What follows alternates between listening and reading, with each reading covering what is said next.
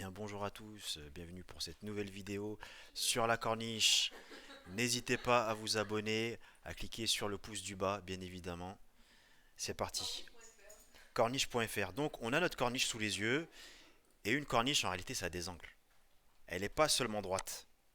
On va voir ça ensemble et je vais vous montrer un nouveau modifieur qui s'appelle le modifieur miroir.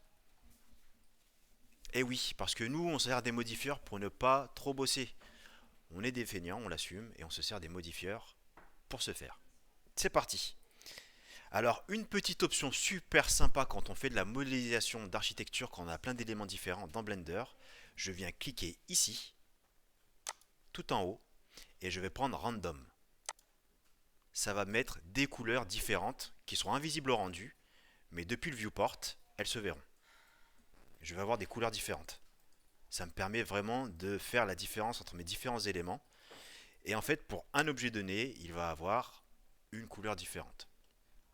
Ça me permet vraiment de distinguer les formes. J'ai ma corniche, je vais la positionner. J'ai,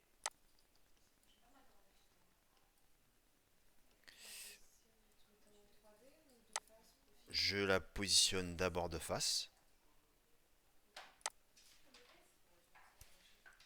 Je vais appuyer sur tabulation pour basculer en mode edit. Ce que je veux, c'est accéder au vertex. Je vais sélectionner en faisant Alt Z avant. Très important, Alt Z c'est le mode X-Ray. Pour rappel, le mode X-Ray, deux avantages. Ça me permet de voir au travers et ça me permet de sélectionner les vertex qui sont derrière ma forme. Si vous essayez de sélectionner des vertex en mode normal, eh ben, vous ne prendrez pas les vertex qui se situent derrière. C'est pour ça que je bascule systématiquement en mode X-Ray Alt Z. Je sélectionne donc ces vertex. Et je vais positionner, faire correspondre ma corniche à la forme du toit.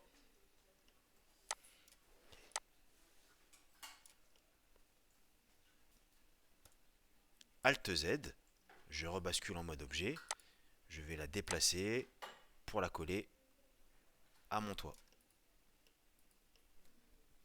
J'appuie sur point qui va recadrer ma sélection. Elle a un peu de travers ou ça ne se voit pas. Si, c'est une belle corniche quand même.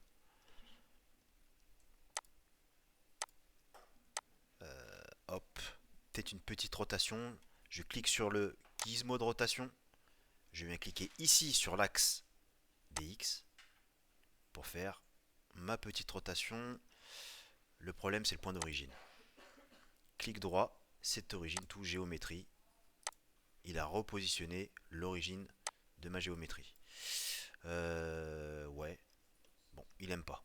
C'est pas grave.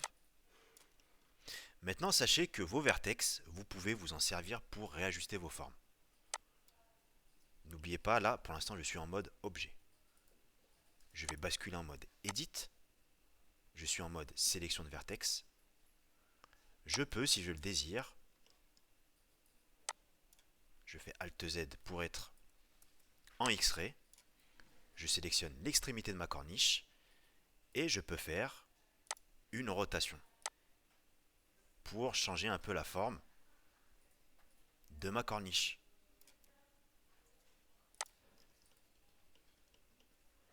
Je réappuie sur tabulation, je bascule en mode objet.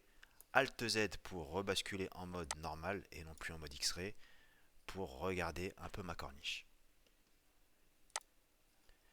Alors, avant de vous montrer le modifieur miroir, je dois m'assurer que les vertex qui sont à l'extrémité ici sont droits. C'est bien le cas. Je vais pouvoir utiliser ce fameux modifieur. Rappelez-vous, les modifieurs, ils se situent ici pour mon objet sélectionné. Je vais prendre l'icône de la clé à molette.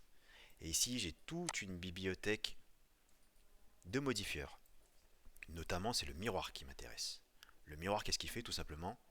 Il va faire une réflexion de ma forme. Il faut renseigner deux paramètres. L'objet référent, mirror object, il va se servir de son point d'origine pour générer le reflet. Je prends la pipette, je vais cliquer par exemple sur le toit. Et il a fait le reflet de ma corniche. Parce que le toit est censé être bien centré. Ça pourrait être le toit, ça pourrait être l'élément juste au-dessous du toit ici, peu importe, du moment que, et c'est pas le cas, que l'origine est bien positionnée. Et ça me permet à moi d'avoir, eh ben, tout simplement, créé le reflet de ma forme. Sans que moi j'ai à me prendre la tête à l'extruder ou autre, à la modéliser. J'ai juste quelques réglages à faire. Ici, vous avez les axes, soit l'axe X. Et même si je tape Y, regardez ce qui se passe. Je coche Y. De l'autre côté, qu'est-ce qui s'est passé? J'ai ma forme. Étant donné que le point de référence, c'est le toit.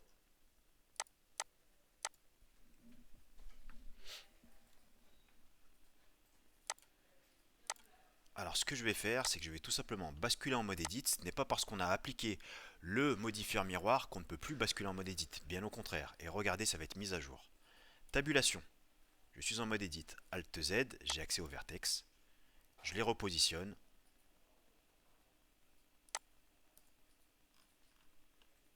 Et ma forme est mise à jour. Dernière option très importante dans le mode miroir. Clipping. Le clipping, qu'est-ce que c'est? Ça permet de souder des vertex. C'est très important. Là, on a deux formes distinctes en réalité. On voudrait que ça forme qu'une seule corniche.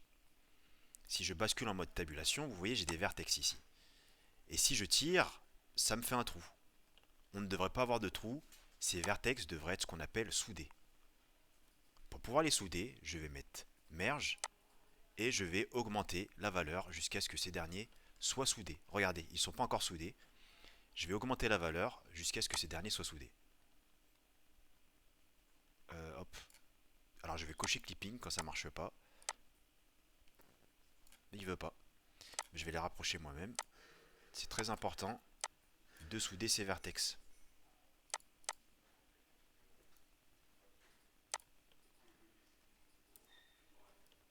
Parce qu'à la fin, le but c'est quoi? Les modifieurs, c'est pour travailler en mode non destructif. L'équivalent des Smart Objects dans Photoshop. Dans Photoshop, quand on est content de notre Smart Object et qu'on veut plus se prendre la tête, on applique. On pixelise le calque. Ici, si je suis content de mon modifieur, eh ben je l'applique. Clic, je bascule en mode edit, je clique sur ce chevron et je viens faire apply. Après, il n'y a plus de marche arrière, enfin à part CTRL Z. On est en mode object. Et je fais apply. Alors, il faut bien comprendre les modifieurs.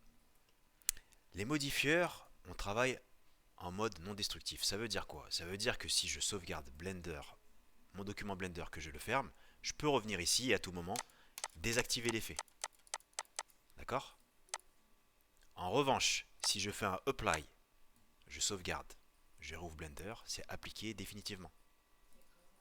C'est écrasé. C'est ça le mode non destructif. Et c'est très très pratique.